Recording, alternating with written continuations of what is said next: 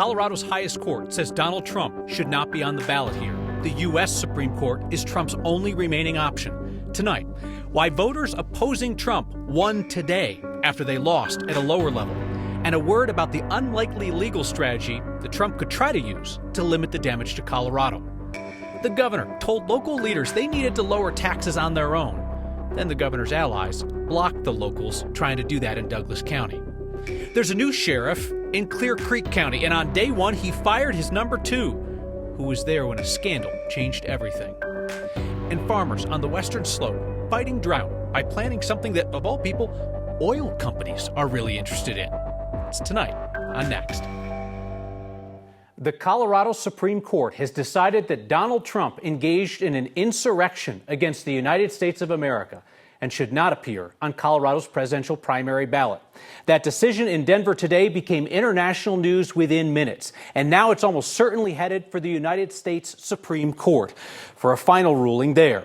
Colorado's Supreme Court held today that Trump's incitement of the insurrectionist mob was not protected free speech, and that a Civil War-era ban on insurrectionists holding office applies to him as well. Let's bring in Marshall Zellinger now to break down the decision.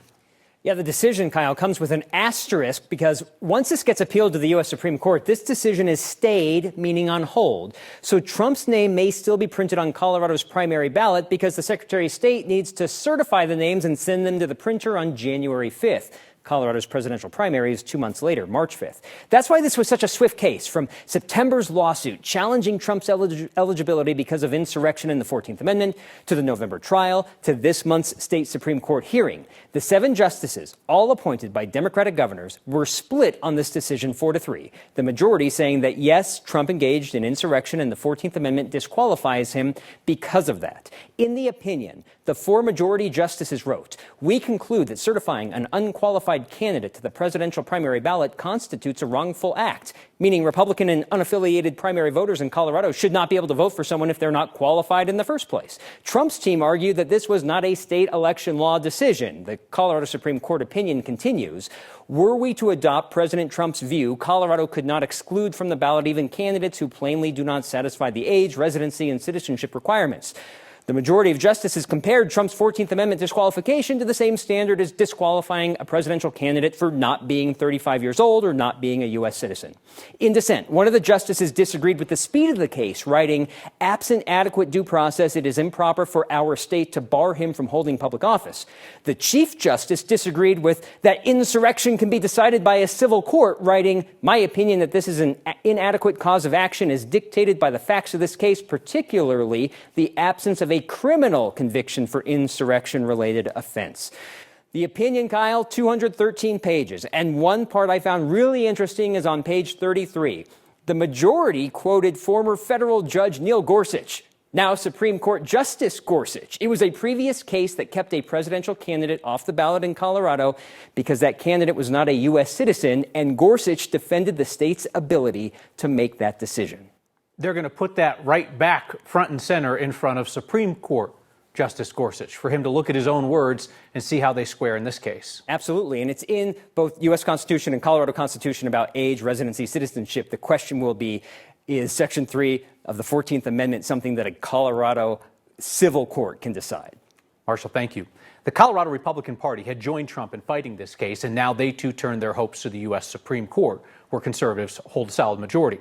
State GOP Chair Dave Williams told me today, quote, "Thank God the U.S. Supreme Court will get the final say against the out-of-control radicals in charge of Colorado who would rather spit on our Constitution than let the people decide which candidate should represent them in a free and fair election."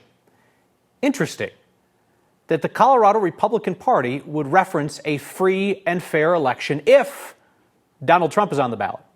Because that same party chair recently said Colorado doesn't have any fair elections. And the party has gone so far as to suggest that our elections are rigged. So it's Colorado that takes Donald Trump off the ballot for the insurrection, pending Supreme Court approval.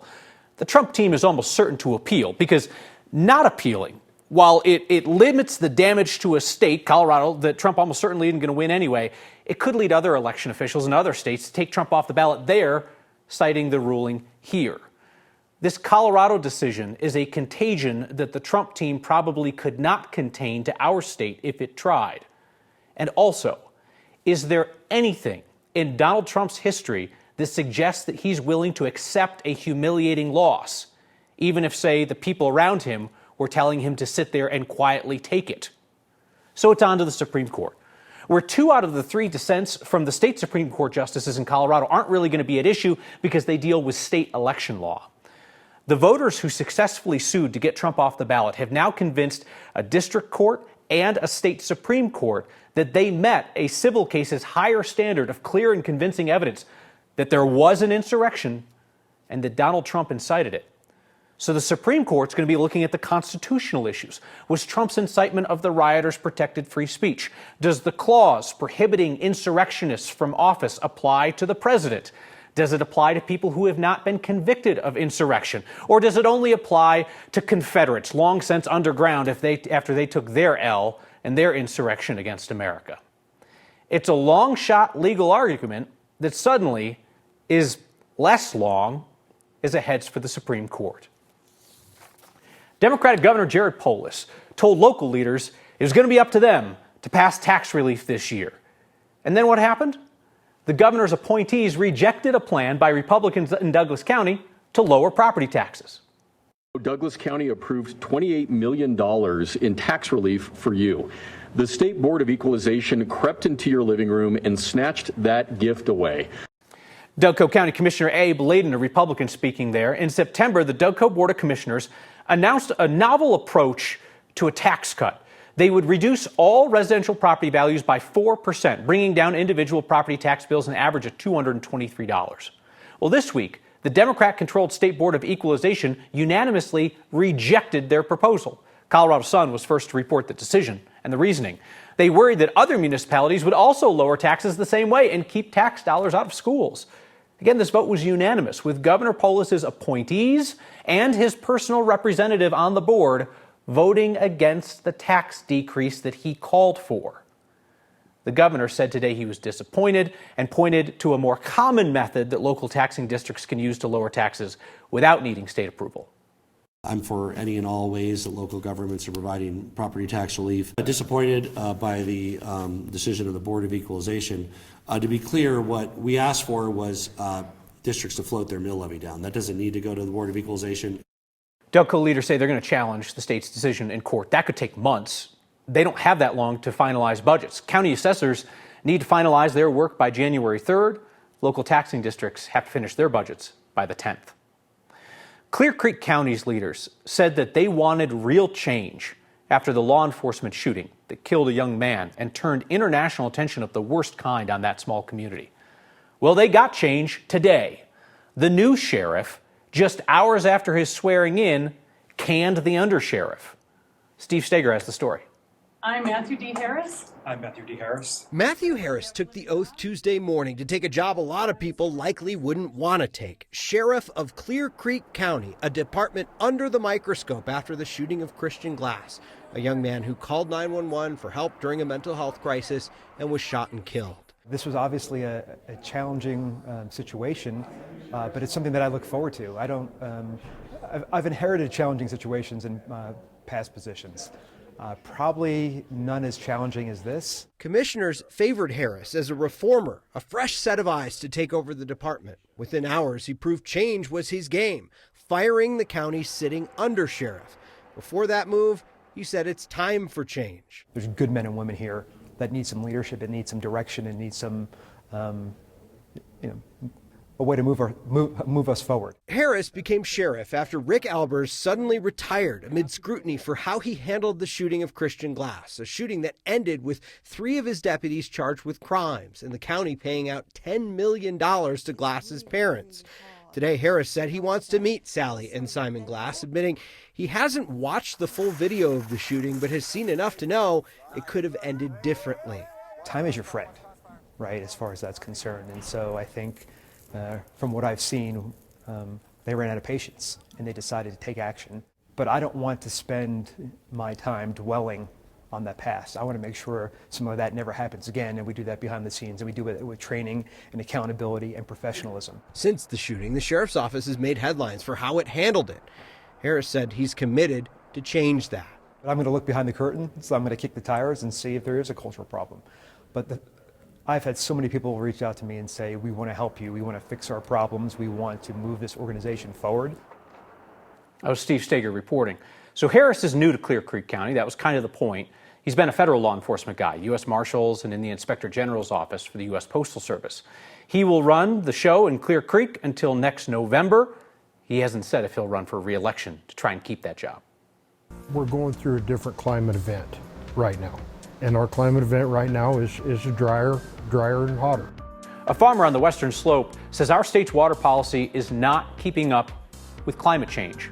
So he's changing crops. And state regulators may force local governments to go green by changing up their lawn equipment. That's next. A state air quality board is looking at what would essentially be a small fix for some pretty major ozone issues. They've given initial approval for a proposal that would force some local governments to do greener lawn care. Late last week, the state's Air Quality Control Commission drastically narrowed down a proposal from climate advocates that would have banned the sale of gas-powered lawn tools and restricted commercial landscaping emissions. They did decide to give preliminary approval for a proposal that would ban certain local governments from using gas-powered equipment like lawnmowers and leaf blowers in the summer ozone season. These rules would only apply to local governments, not citizens, and only in 9 counties with the worst ozone issues, from Dougco to Larimer to Weld.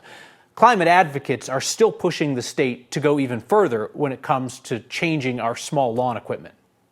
It may seem counterintuitive because these machines are small. They're smaller than the cars and trucks we drive, but pound for pound, we know that gas-powered lawnmowers, leaf blowers, and other handheld tools produce a shocking amount of pollution, pound for pound more than the vehicles on our roads. State board's going to vote on this in February. If approved, those local governments would have to comply by the summer of 2025. What a beautiful day in Denver, Colorado in December. Temperatures close to 70 degrees. That is unusual. It's weird. It's above average. And it was a record. 67 degrees today ties the record for the date. But there were 70s on our map in eastern Colorado and southeastern Colorado today. Very unusual. And with a weather pattern like this, you know it's not going to last. So with a record-tying high of 67, we're going to start to see the numbers come down just a bit as we're tracking a storm for Christmas weekend. Snow for the high country for you skiers and snow riders, but snow may actually fall in Denver, which would be really unusual to have that happen on Christmas Eve or Christmas Day. Kind of magical. Warm and windy along the Front Range foothills this evening. High clouds are drifting in from the west and southwest, and we have a little wave coming in ahead of the main system that may bring in a little bit of mountain snow over the next 48 hours. But for Denver and lower elevations, it's mild and dry tonight. High clouds and above average temperatures again tomorrow. We do have temperatures trending out of the 60s this evening into the 40s after about 8 o'clock tonight. And your extended forecast, how about sunshine and 58 on Wednesday, close to 60 Thursday, late into the weekend as we start moving into late Saturday into early Sunday. We've got that change coming in. Rain and snow showers Saturday night, all snow on Sunday, Christmas Eve, maybe even some light accumulation. Skies clear for Christmas Day, but it's chilly with highs in the lower 30s. And then we're back to sunshine and 40s by Tuesday of next week. And let's not forget our Broncos play on Christmas Eve as well. So certainly a fun forecast to look forward to as we move ahead to the holiday weekend. How long are they going to come and pay a farmer like me so many dollars an acre to not farm his grand? Colorado's farmers and ranchers know well they could be targeted for future water cuts. So that guy has a plan to still work his land and save water. That's next. So we get a little reprieve from talking constantly about drought because of our wet year and the deal among the states to share Colorado River water. But we know the historic drought continues in the West, which led us to a farmer by the name of Waters with a one-man plan to make a small difference at his place. Brian Wendland has that story. This is desert. We're not raising a crop without water. On Colorado's western slope, agriculture is king. Peaches and Palisade on the other end of the valley to all kinds of row crops down here in this end. Troy Waters is a fifth-generation farmer who grows alfalfa for seed and winter wheat. Not the thirstiest crops, but he's still got his eyes on a new plant that uses even less water, camelina. There is a good market for it There's two major companies. One of them's backed by ExxonMobil and the other one's backed by Shell Oil. It's in the mustard family, and those two oil companies are interested in it because camelina can be turned into lower emission diesel and jet fuel. Problem of it is, it's a low value crop because it's not subsidized. If the government were to get involved and treat it like corn or soybeans, it could become a green crop in more ways than one. Corn prices are high and soybean prices are high because they're subsidized by the federal government for fuel. And while reservoirs across the region have been replenished thanks to a wet 2023, Troy knows a dry winter this season could put us back to where we were 12 months ago. One way or the other, we're going through a different climate event right now. And our climate event right now is drier and hotter. So he's looking at any crop that can sustain extended droughts. He'd rather make money farming than fallowing his fields. How long are they going to come and pay a farmer like me so many dollars an acre to not farm his ground, to leave that water for urban use or keep it in the river till it comes to a point where it's just cheaper to buy me out? Because for Troy, this is more than a business. We're not in it to get rich. We're in it because it's a way of life and that's what we enjoy. For Next, I'm Brian Wendland. We've received feedback that I failed to thank the team members bringing in the email and that I should stand to receive it. Where's the thank you? Your feedback is next.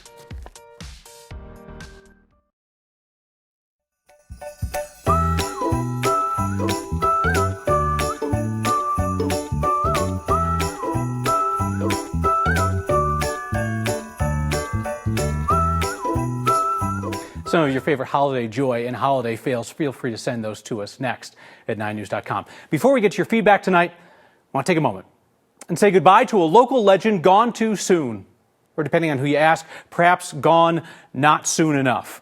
Last week, neighbors decorated this long-abandoned car sitting near Sloan's Lake. They hoped that maybe a touch of holiday cheer would convince the city of Denver to tow the car that had been sitting there for months despite their complaints. Well, take a look. Maybe the decoration did the trick. Maybe the city wasn't too crazy about the car being featured on Next last week. Either way, it disappeared over the weekend. It's a Christmas miracle. Peter writes in tonight about the Colorado Supreme Court taking Donald Trump off the primary ballot if the Supreme Court agrees. Peter said, will Trump appeal, though? He's not winning Colorado anyway, so the risk is that if the Supreme Court affirms, then he's screwed a bunch of other states, Peter's language. By not appealing, he could limit his loss only to Colorado. Peter, we touched on that briefly earlier in the show. That would be one way to do it. But this Colorado decision is going to be a tantalizing legal argument, especially for lefties who want to keep Trump off the ballot or never Trump or conservatives, to act in other states based on what happened here. So I think the likelihood of doing that, unlikely. Keith says, can the Colorado Supreme Court justices go to prison for election tampering? Does America jail judges who issue rulings that disagree with the opinions of people in power with the ability to jail them? No, we don't, because we're not a fascist dictatorship. We'll see you next time.